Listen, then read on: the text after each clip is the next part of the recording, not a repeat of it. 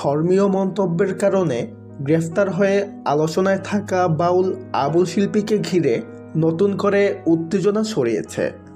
আগের মামলার রেশ কাটতে না কাটতেই সামাজিক মাধ্যমে ছড়িয়ে পড়েছে একটি নতুন ভিডিও, যা নিয়ে শুরু হয়েছে তুমুল আলোচনা।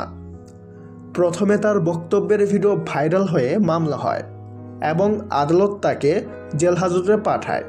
সেই ঘটনা নিয়ে দেশ জুড়ে আবুল সরকারের শাস্তির দাবি জানিয়েছেন। এর মাঝেই হঠাৎ করে নতুন ভিডিও ফাঁস হওয়ার খবর আসে।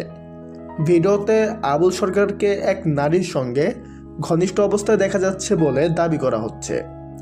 ভিডিওটি দ্রুত ফেসবুকে ছড়িয়ে পড়ে। ভিডিওটির সত্যতা এখনও নিশ্চিত নয়, তবে তা প্রকাশের পর বিষয়টি আবারও নতুন মোড় নিয়েছে। ঘটনার পরিপ্রেক্ষিতে অনেকে নতুন করে প্রশ্ন তুলেছেন, আবুল সরকারের সর্বোচ্চ শাস্তির দাবি জানিয়েছেন।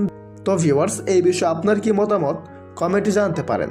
সবাই ভালো থাকবেন, ধন্যবাদ।